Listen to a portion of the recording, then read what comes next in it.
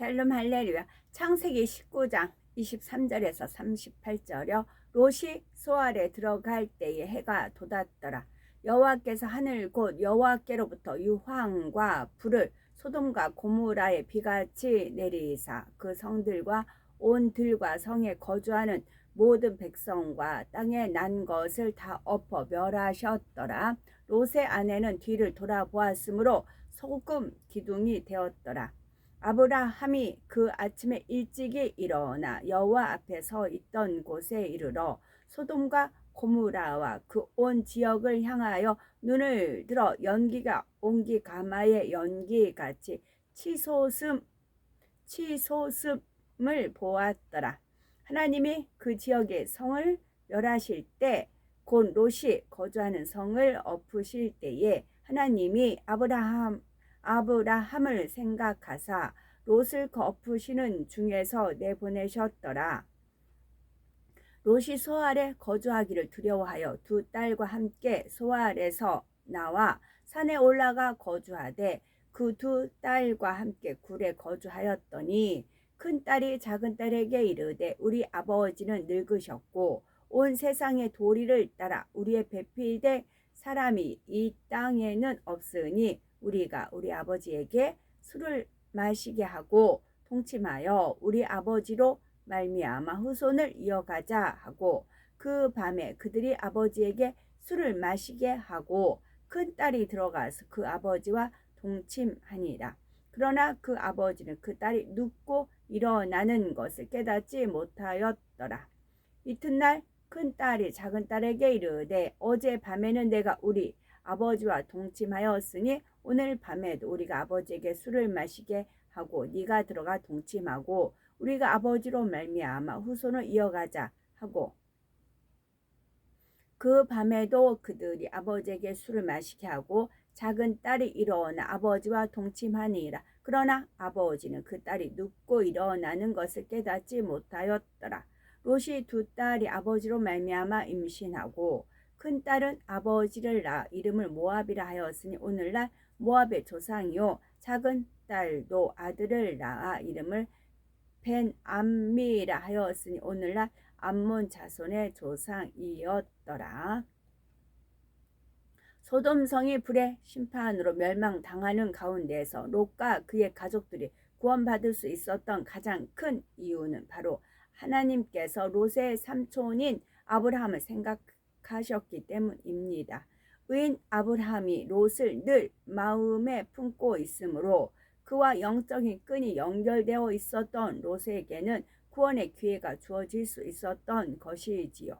하지만 롯에게 아무리 기회가 주어졌다 해도 롯 스스로가 그 기회를 잡지 않았다면 결코 구원의 길이 열릴 수는 없었습니다. 롯의 가족도 역시 마찬가지였고요. 아까 요한계시록을 그 바람이라는 거 요한계시록 7장 1절에 보니까요. 이 일 후에 내가 내 천사가 땅 내 모퉁이에 선 것을 보니 땅의 사방의 바람을 붙잡아 바람으로 하여금 땅에나 바다에나 각종 나무에 불지 못하게 하더라. 또 봄에 다른 천사가 살아계신 하나님의 인을 가지고 해 돋는 데부터 올라와서 땅과 바다를 해롭게 할 권세를 받은 내 천사를 향하여 큰 소리로 외쳐 이르되 우리가 우리 하나님의 종들의 이마에 인치기까지 땅에나 바다나 나무들을 해하지 말라 하더라 하셨습니다. 이 말씀 임한다고요. 반드시 꼭. 롯의 가족들이 롯의 말을 믿고 소돔성에 있는 모든 것을 뒤로 한 채 롯과 함께 소돔성을 떠났기 때문에 그들에게도 구원이 있었던 것입니다. 이러한 구원의 원리는 오늘날에도 동일하게 적용되지요. 우리가 구세주 되시는 예수 그리스도를 믿을 때 예수님의 보혈로 말미암아 모든 죄를 사함받고 구원에 이르게 되는 것입니다. 그런데 요한일서 1장 7절에 보면 저가 빛 가운데 계신 것 같이 우리도 빛 가운데 행하면 우리가 서로 사귐이 있고 그 아들 예수의 피가 우리를 모든 죄에서 깨끗하게 하실 것이요 말씀했지요. 입술로만 믿습니다 한다고 해서 우리의 모든 죄가 사함 받는 것이 아니라 빛이신 아버지 하나님을 닮아 우리도 빛 가운데 행할 때만이 예수의 피가 우리의 모든 죄를 깨끗게 하신다는 말씀입니다. 우리가 빛 가운데 행할 때만이요.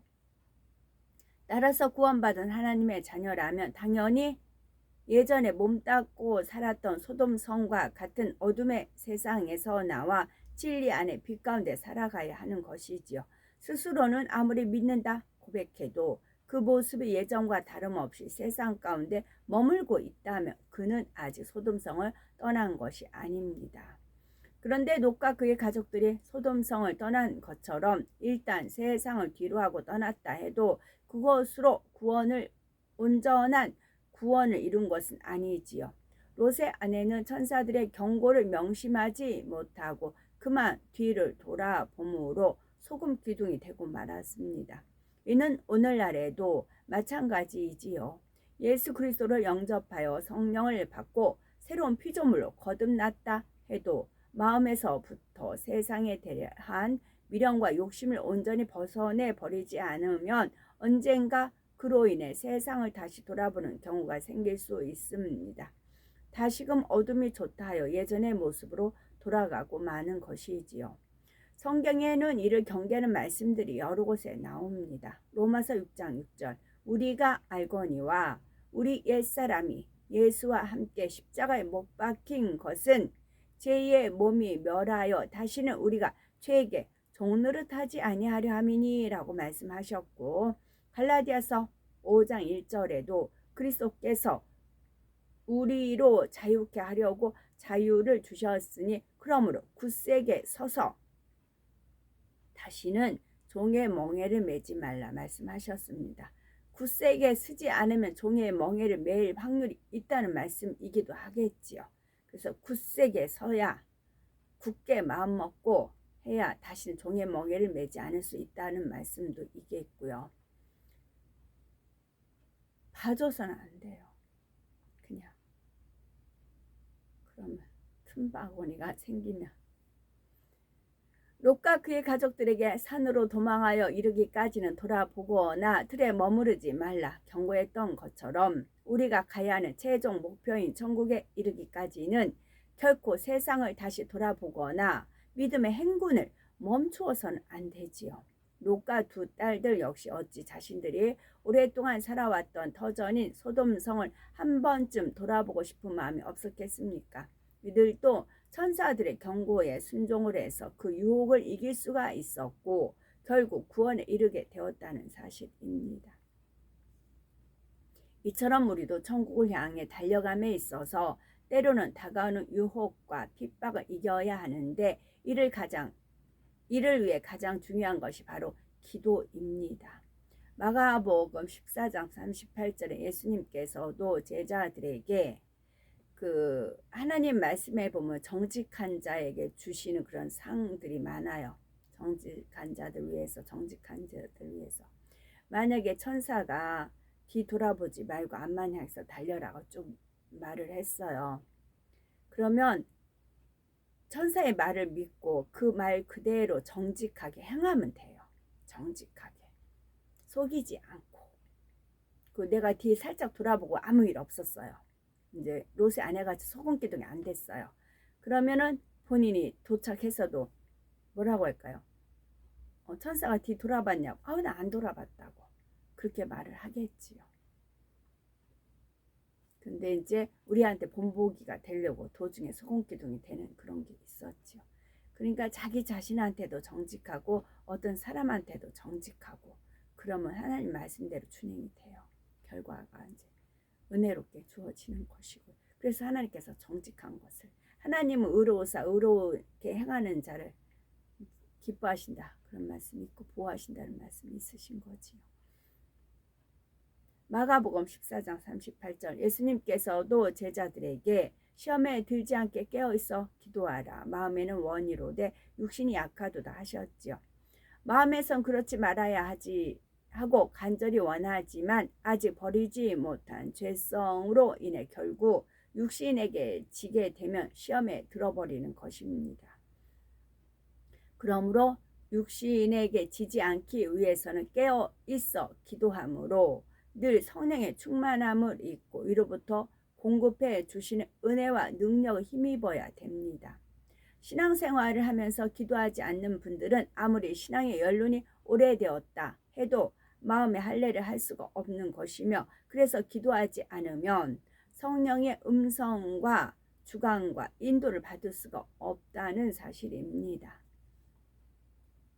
소돔과 고모라의 심판 후대 사람들에게 죄의 결과가 어떤 것인지를 보여주는 본보기와 같은 경우입니다. 신약에 와서도 소돔과 고모라가 여러 번 인용될 만큼 소돔과 고모라는 죄악의 상징이며 장차 있을 죄의 심판에 대한 모델이지요. 이렇게 중요한 의미를 가지는 사건이기에 하나님께서는 소돔과 고모라를 심판하실 때 단순히 천사들을 보낸 것이 아니라 바로 하나님과 두 천사들을 하나님의 뜻 가운데 친히 하나님이 보내신 것이지요. 친히 소돔과 고모라의 상황을 살피므로 정확한 공의 가운데 심판하시기 위함입니다. 이 심판이 너무 중대하고 또 후대에까지 미치는 너무나 중대한 심판이기 때문에 하나님이 친히 또 하나님이 사랑하시는 천사들과 대동하고 친히 보고자 오신 것을 볼 수가 있지요. 정확한 공의 가운데 심판하여 최종 결론이 내려지고 나자 그 결론에 따라 심판을 집행하는 것은 바로 내 생물이었습니다. 내 생물은 하나님을 호위하며 그 명령에 따라 친위대와 같이 움직이는 존재입니다.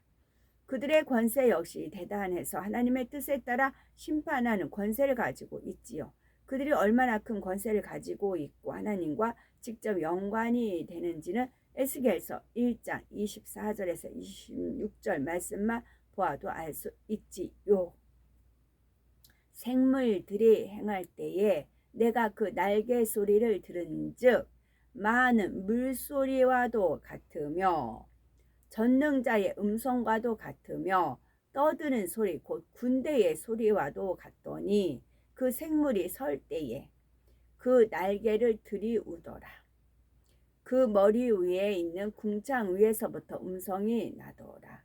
그 생물이 설 때에 그 날개를 들이우더라. 그 머리 위에 있는 궁창 위에 보호자의 형상이 있는데 그 모양이 남보석 같고 그 보호자의 형상 위에 한 형상이 있어 사람의 모양 같더라.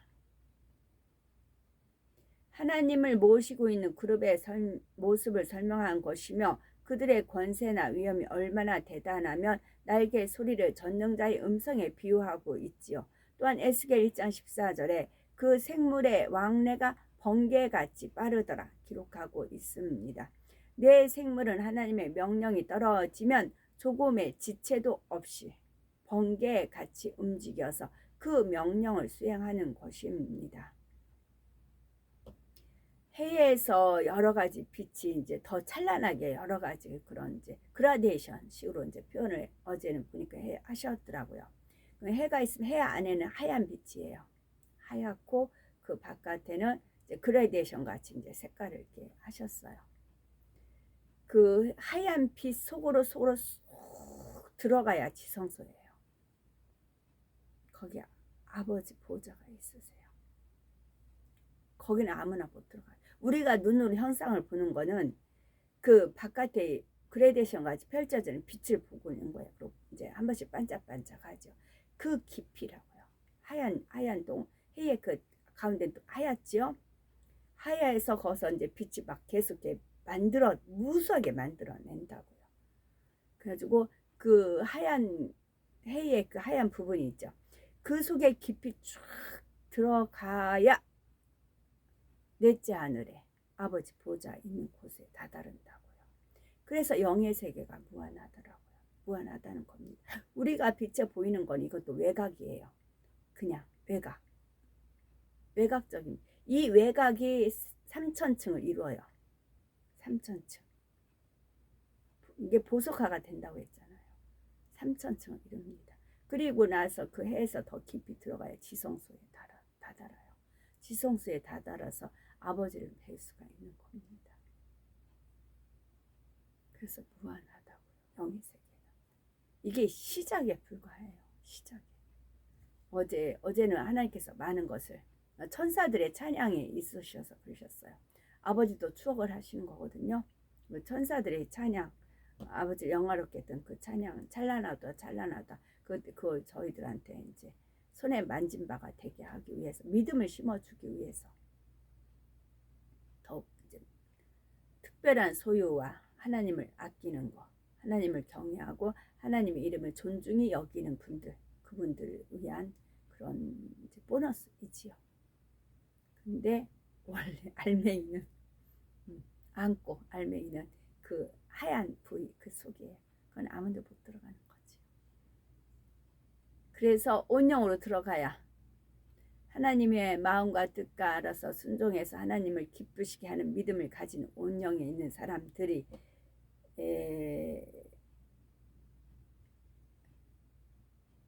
되는 거지요. 그래서 침노하시면 된다. 그렇게 들어가야 그때서 영으로 입문하는 거라고요. 이제 많은 분들이 어차피 뒤로 안 빠져요. 침륜을 안 빠져. 앞으로 가야 돼요. 앞에 확실한 목표점이 있으면 더 이제 박차고 나가는 거지요. 그래서 어제는 더 찬란하게 역사를 해 주셨더라고요. 어제 몇 커트가 더 이제 찍은 거 있는데 그 오늘 올릴 겁니다.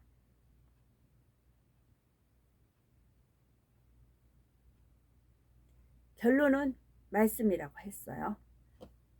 참빗소리 말씀을 양식을 그게 영원한 겁니다. 그게 영원. 보이는 거는 그냥 잊어버려요. 또 이제 그 거기서 보이는 것도 하나님 자체이기 때문에 또 거기서 보면 또 메시지가 있긴 있지요. 또 비치켓을 나오는 것도 있고 거기서 어떤 형상을 보는 것도 있고 그렇지요. 그러나 말씀을 무장삼게 하기 위해서, 말씀하고 짝을 이루기 위해서 그렇게 묘세를 하는 것입니다. 내 생물. 그렇다면 이 내 생물이 수행하는 사명은 어떤 것일까요? 내 생물은 의금부에 비유하면서 마치 나라나 임금에 대해 중한 죄를 지은 죄인을 의금부에 관장하는 것처럼 내 생물도 하나님과 직접 관련된 죄가 있을 때 하나님의 명령에 따라 움직입니다. 예를 들면 성령 회방 모두 거역과 같은 죄이지요. 또한 내 생물은 어떤 민족이나 나라가 전체적으로 심히도 악을 행하여 그 죄값으로 인해 심판을 받게 될 때 직접 심판을 수행하는 역할을 합니다. 바로 오늘 본문에 나오는 소돔과 고모라의 심판과 같은 경우이지요. 그러니까 스페인 같은 데가 이제 재앙이 많이 임한 것을 볼 수가 있겠더라고요. 스페인. 근데 스페인은 잠깐 제가 이제 그 경유를 했었어요. 잠깐 스페인을 경유를 했는데 문신, 제가 말씀드렸죠. 10명이면은 5, 6명 문신이었다고요. 엄청나더라고요. 그래가지고 그게 떠올라요. 스페인이 이제 재앙이 막 임하는 것이 이제 유튜브에 나오잖아요.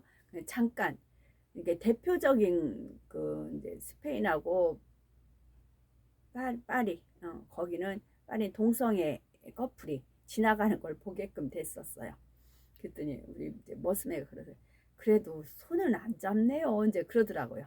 남자 둘인데 한 남자가 빨간 티셔츠에 빨간 운동화 신고 그리고 이제 쭉 가고 있는데 그래도 손은 안 잡네요. 이제 그런 표현을 쓰더라고요. 이제 그냥 대표적인, 그리고 그 나라들이 이제 재앙이 임하는 걸 볼 수가 있었죠. 이거는 내 생물이 한다고요. 하나님이 한다고 생각을 했었죠. 아니요. 하나님은 그냥 뜻만 보이세요. 그러면 그 뜻을 알아서 내 생물이 움직여요. 간단해요. 어렵게 안 해요. 전 저 자신도 복잡한 거 못해요. 그런데 내 생물이 각각 수행하는 역할은 다릅니다. 물론 내 생물은 서로 각각이면서도 마치 하나와 같이 움직이는 존재이기에 항상 함께 움직이는 것을 볼 수 있는데 그럼에도 상황에 따라 주도적인 역할을 하는 생물이 있는 것입니다. 소돔과 고모라의 불의 심판이 내릴 때 네 생물 중에 어떤 생물이 주도적인 역할을 했겠는지요? 바로 불을 토하는 권세를 가진 사자 생물입니다. 독수리 삼형제 있지요. 그 만화 영화를 떠올려 주셨어요. 이 독수리 삼형제가 다 흩어졌다가 다시 또 합체하고 또 마징가 제트도 또 그러지요. 그런 만화 영화를 제가 봤던 만화 영화를 떠올려 주신 적이 있어요. 뇌 생물에 대해서 설명하실 때요. 이처럼 재앙을 부리는 권세를 가진 사자 생물은 아무 때나 입을 열지 않습니다. 그 입을 여는 것이 곧 재앙과 연관되어 있기 때문에 사자 생물이 입술을 여는 경우는 재앙 임하게 할 때나 또는 재앙을 거둘 때입니다. 모세를 대적했던 사람들이 하나님께 진노하니 바로 이 네 생물이 역사하게 되지요. 하나님이 진노하시니 바로 네 생물 중에 한 생물이 역사하게 되더란 말이죠. 그래서 네 생물에게 명할 때도 사자 생물에게는 함부로 입을 열도록 명해서는 안 되지요. 다만 그 날개를 펴서 움직이라고는 명할 수 있어도 입을 열도록 명하는 것은 재앙과 직접 관련이 있기 때문입니다. 이외에 인자 생물은 그룹들을 명하여 움직이게 하는 권세가 있고 독수리 생물은 하늘문을 열고 닫는 권세, 송아지 생물은 첫째 하늘에서 일어나는 천기의 변화와 기후에 관한 것을 주관하는 권세 있습니다. 그러니 소돔과 고모라의 비같이 내린 유황과 불의 심판을 수행하기 위해서는 유황과 이 불이 하늘에서 내려오니까 하늘 문을 열고 닫는 권세를 가진 독수리 생물도 역할을 감당해야 하지만 주도적인 역할은 불을 토하는 권세를 가진 사자 생물이 감당한 것이지요. 그래서 그 구름 같은 거 이렇게 보면 그 네 생물의 형상들이 있어요. 막 독수리 같고 막 사자 같고 그런 생물들이 보여요. 하나님의 심판이 얼마나 철저한 것인지는 25절에 그 성들과 온 들과 성에 거하는 모든 백성과 땅에 난 것을 다 엎어 멸하더라 했지요. 그 곰이 주로 사는 곳이 백곰, 그 어제였나 봐요. 곰, 엄마곰, 애기곰, 엄마곰, 애기곰 그 형상이 있었거든요. 북극곰, 북극곰, 북극지폐, 북극지폐, 북극곰 그게 있었어요. 뚜렷하게 엄마곰, 애기곰 그래가지고 곰, 북극곰 그게 있었어요. 그래서 얼음이 녹는다는 건가? 이제 그런 것이 있어요. 저는 이제 이 정도밖에 제 지식의 한계죠. 근데 이제 시간이 흐르면 이제 풀어지는 거죠. 이런 일이 있다라고 암시만 하시는 겁니다. 땅 표면에 나 있는 것뿐만이 아니라 땅 속까지 갈아엎는 듯한 엄청난 재앙이 임하고 말았던 것이지요. 그러니 소돔과 고모라에 엄청난 재앙이 임하고 있을 때 멀리 떨어진 곳에 있던 아브람도 그 사실을 알 수가 있었지요. 27, 28절에 아브라함이 그 아침에 일찍이 일어나 여호와의 앞에 섰던 곳에 이르러 소돔과 고모라와 그 온 들을 향하여 눈을 들어 연기가 옹기점 연기같이 치미름을 보았더라 했습니다. 이때 아브라함이 그 아침에 일찍이 일어나 하나님과 만났던 곳에 이르러 소돔과 고모라 쪽을 바라보았다는 것은 아브라함이 이미 언제 소돔과 고모라의 심판이 행해질지를 알고 있었음을 말해주지요. 아브라함은 한번 하신 말씀을 반드시 행하시는 신실하신 하나님을 알았기 때문에 때가 이르러 정확하게 심판이 행해질지도 알았습니다. 그러나 어찌 가만히 앉아 있을 수 있었겠는지요. 소돔성에 있는 조카 롯을 생각하며 또한 멸망 가운데 떨어져 있는 소돔과 고모라의 사람들을 생각하며 그곳을 바라보고 있었던 것이지요. 아브라함은 어떤 사람이었습니까? 어떻게든 소돔 성에 임할 심판이 거두어지기를 바라는 간절한 마음으로 최후까지 하나님 앞에 아뢰기를 소돔 성에 의인 10명만 있어도 멸망시키지 말아달라고 간구했지요. 아버지 하나님을 닮아 궁율과 자비의 마음 임해 있었기에 한 사람이라도 멸망치 않고 구원에 이를 수 있기를 바라는 마음이었지요. 아버지 하나님께서 이러한 아브라함의 마음을 어찌 모르시겠는지요. 그러나 모든 것은 정확한 공의 가운데 이루어지기에 소돔성은 결국 의인 10명이 없으므로 심판의 재앙을 맞고 말았다는 사실입니다. 하나님은 사랑과 긍휼과 용서가 한이 없으신 분이지만 그것도 반드시 공의의 선을 넘지 않는 범위 내에서 이루어질 수밖에 없다는 것을 우리는 명심하셔서 늘 공의의 법칙 안에 거하심으로 공의의 법칙이 공식이요. 공식 하나님 말씀 심은 대로 거두리라. 하나님으로부터 지킴받고 사랑받으며 축복받아 나가셔야 되겠지요. 아브라함이 안타까운 마음으로 소돔과 고모라 쪽을 바라볼 때 그곳에서는 연기가 옹기점 연기같이 치밀어 오르고 있었지요. 마치 옹기를 구워내기 위해 피운 불이 연기를 내며 타는 것과 같이 소돔과 고모라도 불과 유황 빛 속에 불타고 있었던 것입니다. 계시록 21장 8절에 그러나 두려워하는 자들과 믿지 아니하는 자들과 흉악한 자들과 살인자들과 행음자들과 술객과 우상 숭배자들과 모든 거짓말하는 자들은 불과 유황으로 타는 못에 참회하리니 이것이 둘째 사망이라 말씀하신 대로 죄의 결과는 영원한 지옥불인 것이죠. 이처럼 소돔과 고모라와 그 주변은 철저한 재앙의 심판을 받음으로 오늘날까지 그 땅이 죽은 땅이 되고 말았지요. 땅이 생명력을 잃어 더 이상 아무것도 날 수 없는 땅이 되었고요. 하나님의 저주가 임하게 되면 어떤 결과를 낳게 되는지를 분명히 보여주는 본보기가 되고 있는 것입니다. 예수님으로부터 저주를 받은 가버나움과 벳세다도 이와 마찬가지였지요.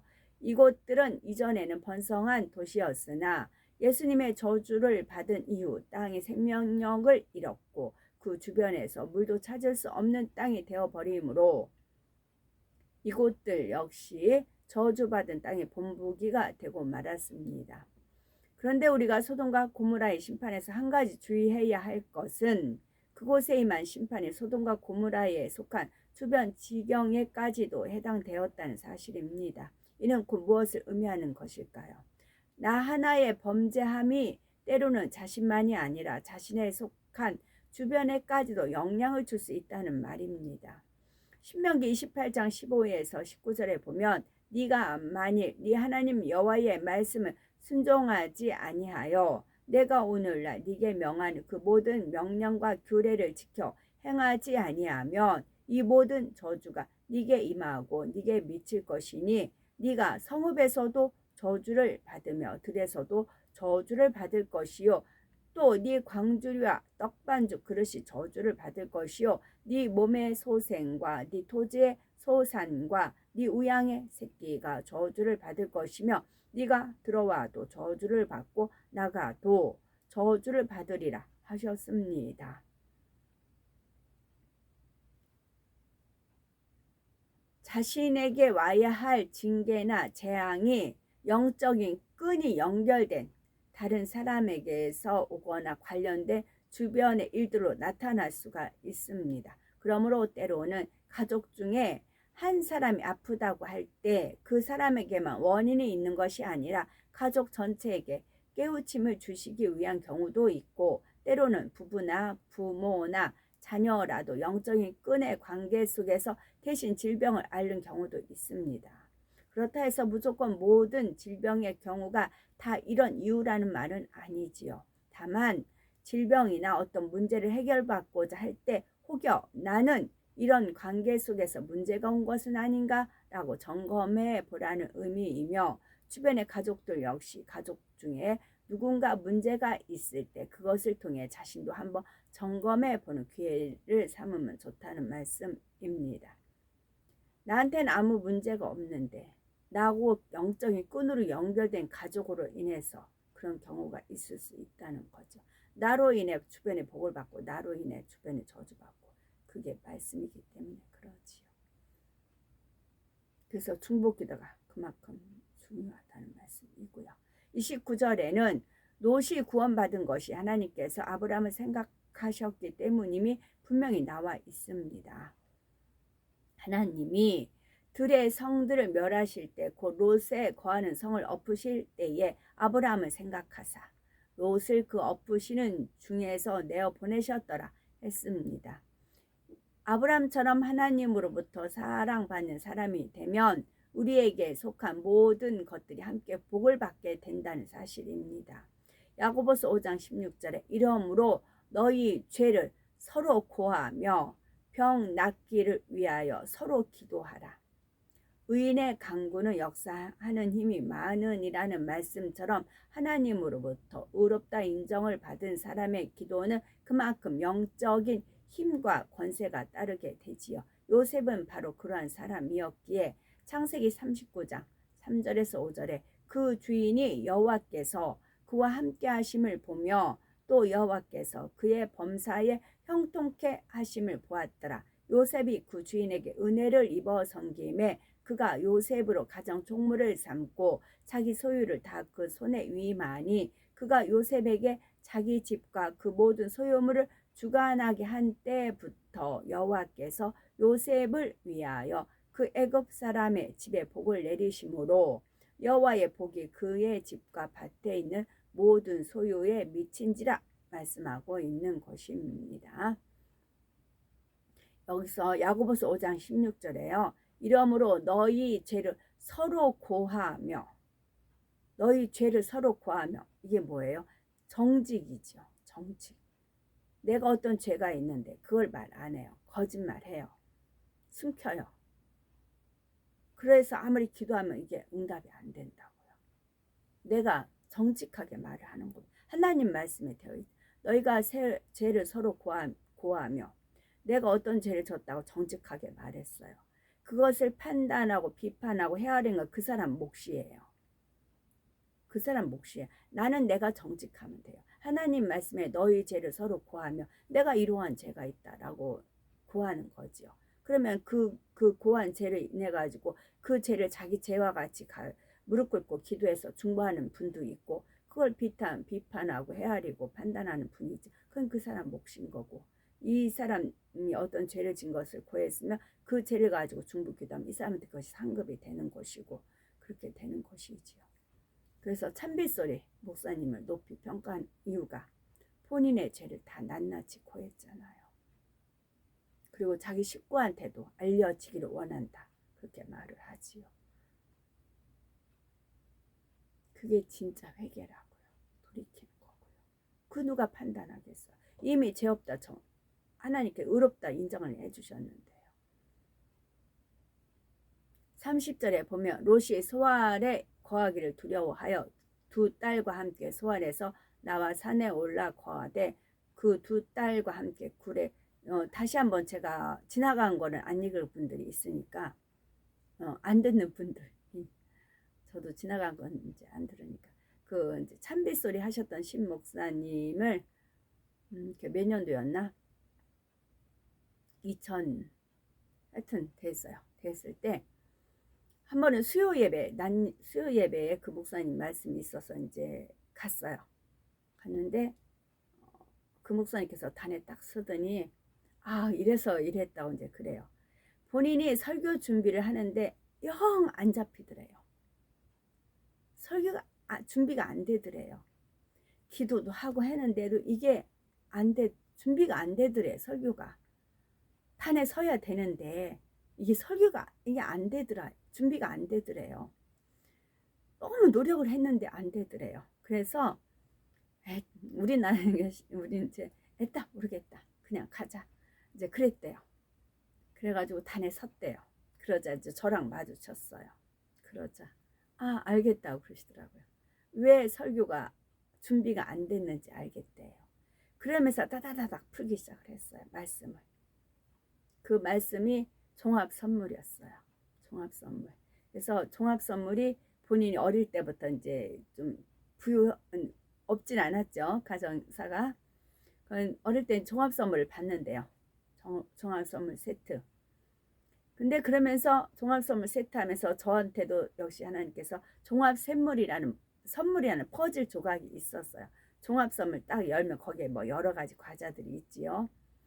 저도 그런 걸 이제 어릴 때 친척부터 받은 적이 있어서 그 퍼즐 조각이 있었어요. 이 목사님이 설교 준비를 영 하려고도 안 돼서 그냥 올라온 겁니다. 하나님 인도함을 믿고 올라왔고, 그러면서 종합 선물 세트를 말씀을 하세요. 근데 저도 동시에 하나님께서 종합 선물 받았던 그 퍼즐이 떠올려 주셨어요. 그래서 이 목사님께서 자기가 거기서 후하게 인심쓰게 딱 한 가지가 있대요. 양갱. 양갱만은 본인이 싫어해서 그거는 얼른 누구 준대요. 그 표현을 쓰시더라고요. 그러면서 설교가 나간 적이 있어요. 그래서 이제 신뢰가 됐었지요. 그리고 나서 이제 저는 거기 이제 안 다니게 됐는데, 그러면서 이제 거기서 이제 여러 가지 문제가 있었던 거지요. 그래서 하나님께서 안 주면 그걸 억지로 그런 게 아니고 그 이제 순종하는 것도 뜻인. 저도 역시 마찬가지. 어떤 일 할 때 하나님이 정답 안 주시는 경우 많아요. 스스로 공부하라고. 스스로 공부해야 내 것이 되니까. 그러니까 구름에서 분명히 엄마 곰, 애기 곰 확연하게 보였거든요. 근데 거기까지만이에요. 그럼 시간이 점차 흐르면 거기서 이제 풀어져 나가는 것이지요. 30절에 보면 롯이 소알에게 거하기를 두려워하여 두 딸과 함께 소알에서 나와 산에 올라 거하되 그 두 딸과 함께 굴에 거하였더니 했습니다. 천사들이 소돔의 멸망을 피할 곳으로 처음에 롯에게 지목해 준 곳은 산이었지요. 그러나 롯이 소알성을 택하기에 소알성과 그곳의 백성들은 소돔과 고모라의 심판과 함께 멸망당할 상황에서 또 한 번의 기회를 얻게 되었지요. 롯과 그의 가족들이 소알성에 들어갔기 때문에 하나님께서는 롯과 그의 가족들을 구원하시고자 소알성은 심판의 재앙에서 제외시켜 주셨던 것입니다. 소알성 역시 소돔과 고모라의 영향으로 이미 폐역해진 곳이었으나 롯으로 인해 잠시나마 심판을 면할 수 있는 기회를 얻은 것이었지요. 그런데 롯이 이곳 소알에 거하기를 두려워했으니 무슨 의미일까요? 바로 소알이 어떤 상황이었는지를 말해주는 것이지요. 소알은 소돔과 고모라의 심판을 보았음에도 여전히 돌이키지 않은 채 패역한 삶을 살아갔던 것입니다. 그러니 그것을 지켜보는 롯에게는 다시금 두려움이 임할 수밖에 없지요. 소돔성이 왜 심판을 받았는지 너무나 잘 아는 롯으로서는 소알성의 상황을 보면서 이곳 역시 예외일 수 없다는 것을 깨달은 것입니다. 심판을 피해 소돔성을 떠나왔는데 이곳 소알성에서 다시금 소돔성의 사람들이 행하던 폐역한 삶의 모습을 보게 되니 더 이상 이곳에 머물러서는 안 되겠다는 마음이 든 것이지요. 롯은 소돔성의 심판을 보면서 죄악 가운데서 철저히 떠날 것을 다짐하였기에 폐역한 소알성에는 잠시라도 머물고 싶은 마음이 없었습니다. 그래서 처음 천사장들이 지정해 주었던 대로 산으로 올라가 굴에 거하였던 것입니다. 산은 영적으로 세상과 구별된 삶을 살 수 있는 곳으로서 롯이 산으로 올라가 거했다는 것은 이제 세상을 끊고 새로운 삶을 살고자 결심하며 노력했다는 것을 말해주지요. 이렇게 산에서 두 딸과 거던 롯에게 사람의 생각으로는 좀 이해가 되지 않는 사건들이 발생한 것이지요. 때로는 하나님께서 제 행함에 대해 혹독하리만큼 큰 연단이나 징계를 허락하시는 경우가 있는데 이는 하나님께서 사랑과 긍휼과 용서가 부족하기 때문이 아니지요. 하나님께서 큰 연단이나 징계를 허락하시는 데에는 크게 두 가지 이유가 있습니다. 첫 번째는 죄의 결과에 대한 본보기입니다. 다른 사람들로 하여금 죄의 결과에 대해 철저히 깨닫게 하심으로 동일한 죄 가운데 빠지지 않도록 경계하시기 위함이지요. 바로 소돔과 고모라와 같은 경우입니다. 반면에 니느웨의 백성들은 소돔과 고모라와 같은 길을 갈 수도 있었으나 철저히 회개하고 돌이킨 결과 심판의 재앙을 피할 수가 있었지요. 하나님께서 성경에 이러한 사건들을 기록해 놓으신 것도 바로 후대 사람들로 하여금 본을 삼아 결코 멸망에 이르지 않기를 바라시기 때문입니다. 두 번째는 철저히 회개하고 돌이켜서 온전케 하시기 위함입니다. 하나님께서는 사랑하는 자녀가 잘못했을 때 오히려 더 큰 대가를 치르게 하시지요. 다윗 왕과 같은 경우도 충성된 백성을 이방인의 손에 죽게 한 죄로 인해 혹독하리만큼 심한 연단을 받게 됩니다. 그러나 이것이 다윗에게는 축복이었지요. 그 연단을 통해 철저히 자신을 발견하고 하나님 앞에 합한 자로 변화될 수가 있었기 때문입니다. 그러므로 우리 중에도 시험이나 연단 가운데 계신 분이 있다면 이를 통해 오히려 자신을 발견하고 변화되는 축복의 기회를 삼으셔야 되겠지요. 모든 시험이나 연단에는 반드시 이유가 있는 것이며 그것을 얼마나 영으로 깨닫고 값지게 받느냐에 따라 같은 시험과 연단을 받은 사람 사이에도 커다란 차이가 생기는 것입니다. 단지 잘못에 대한 대가를 치르는 차원에 머무르고 마는 사람도 있는 것이고 그것을 계기로 다시는 똑같은 모습이 나오지 않도록 자신 안에 있는 육을 발견하고 벗어버림으로 영으로 변화되는 기회로 삼는 사람도 있는 것입니다. 우리가 신앙생활을 하면서 연단을 받지 않을 수는 없으되 어떻게 받느냐가 영적인 신앙에 크게 영향을 줄 수 있다는 사실을 깨달아서 자신에게 다가오는 작은 연단 하나라도 소홀히 여기지 마시고 자신을 온전케 만드는 계기로 삼으시기 바랍니다. 그래서 소돔의 멸망을 통해 롯이 잠시 머물고자 했던 소알성에서도 즉시로 떠날 수 있었던 것처럼 연단을 통해 얻은 깨달음이 능력이 되어 신속히 육에서 떠나 영으로 온영으로 들어오는 우리가 되어야 되지요. 아멘.